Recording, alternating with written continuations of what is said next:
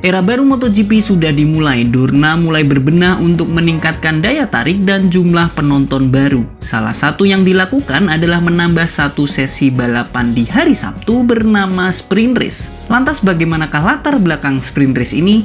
Mengapa juga satu ajang balap menimbulkan kritikan dari pembalapnya?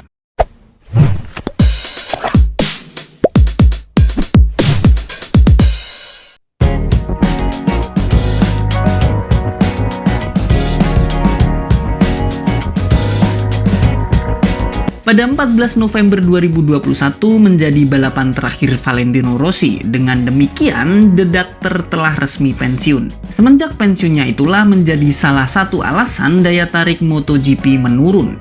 Menyadari hal itu, Dorna mulai atur strategi untuk meningkatkan minat penonton. Salah satu terobosan tersebut adalah mengadakan sprint race. Sebenarnya, istilah sprint race sendiri sama halnya istilah pada balapan F1. Namun berbeda dengan F1 yang mengadakan sprint race hanya di sirkuit tertentu, sebaliknya MotoGP memilih mengadakan sprint race di semua sirkuitnya. Itu artinya akan ada 42 balapan dari 21 sirkuit dikali 2. Alih-alih seperti F1, format ini lebih mirip WSBK yang mengadakan balapan di tiap pekannya lebih dari satu kali. Balapan ini diadakan di hari Sabtu dengan jumlah lap setengah dari balapan hari Minggu atau tepatnya berjumlah 12 lap.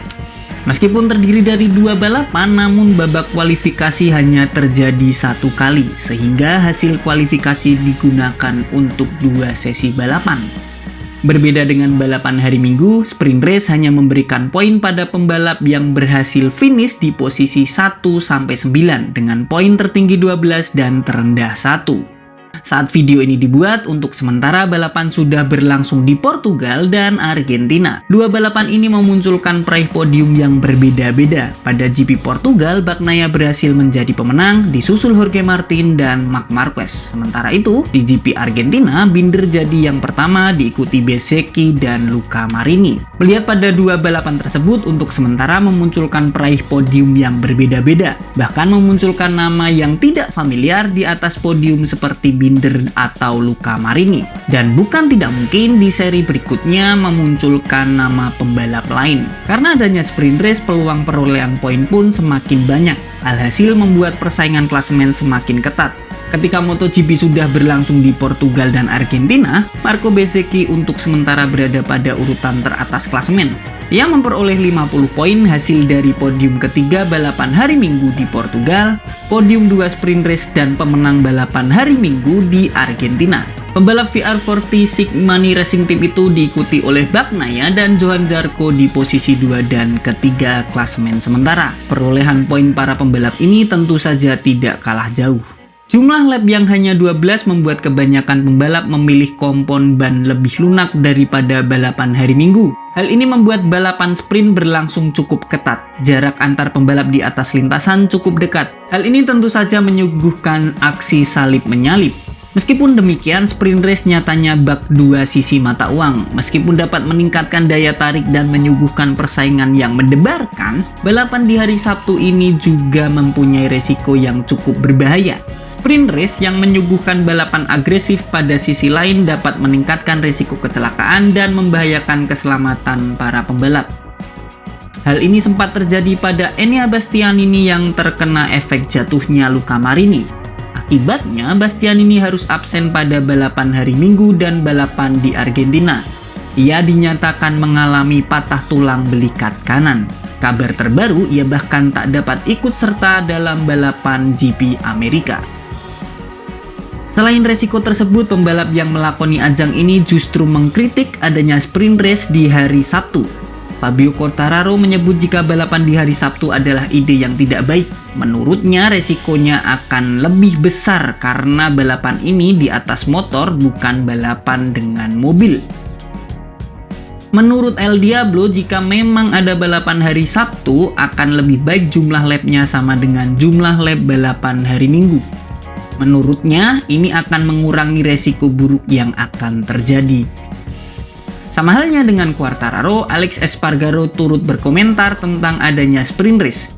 Ia bahkan secara terbuka mengaku tidak suka dengan format baru ini. Menurutnya balapan ini terlalu agresif, suatu gaya balap yang bertolak belakang dengan gaya balap Espargaro. Tak hanya pembalap, mantan manajer Suzuki kenamaan Livio Suppo turut memberikan pandangan tentang adanya sprint race ini. Menurutnya ini seperti satu analogi seorang anak diberikan mainan yang berbahaya. Suppo menyebutkan tentu balapan tambahan memberikan sebuah daya tarik, namun nyatanya formatnya terlalu dipaksakan. Suppo menjelaskan analogi tersebut di mana pembalap menjadi tampil lebih menekan sejak sesi latihan bebas. Perilaku ini dilakukan untuk menembus babak kualifikasi. Selain itu, tuntutan tampil baik sejak latihan bebas tentu saja mempengaruhi fisik dan mental para pembalap. Secara kebetulan ini juga yang terjadi pada Pol Espargaro yang mengalami cedera pada latihan bebas kedua di Portugal. Cedera ini memaksa ia absen mengikuti balapan. Suppo menambahkan resiko ini perlu disadari betul oleh para pembalap, sehingga para pembalap bisa lebih tenang dan berpikir matang ketika mengikuti sprint race. Tegasnya, sprint race ini justru tidak akan berhasil untuk meningkatkan daya tarik MotoGP. Era baru MotoGP sudah dimulai, Dorna mulai berbenah untuk meningkatkan daya tarik dan jumlah penonton baru. Semenjak salah satunya ditinggal oleh Valentino Rossi, daya tarik MotoGP seolah menurun. Sebenarnya selain mengadakan sprint race, Dorna juga merekrut kepala bagian komersial bernama Dan Rossomondo. Rossomondo sendiri sudah berpengalaman di komersial olahraga NBA. Selain itu, Dorna juga melakukan beberapa perubahan. Kembali ke topik awal. Saat ini sprint race adalah salah satu yang terlihat dari berbagai terobosan yang telah dilakukan. Meskipun menambah persaingan, namun nyatanya menimbulkan tidak sedikit kritikan. Jangan lupa untuk subscribe, like, komen, dan juga share. Terima kasih sudah bersama Garis Finish.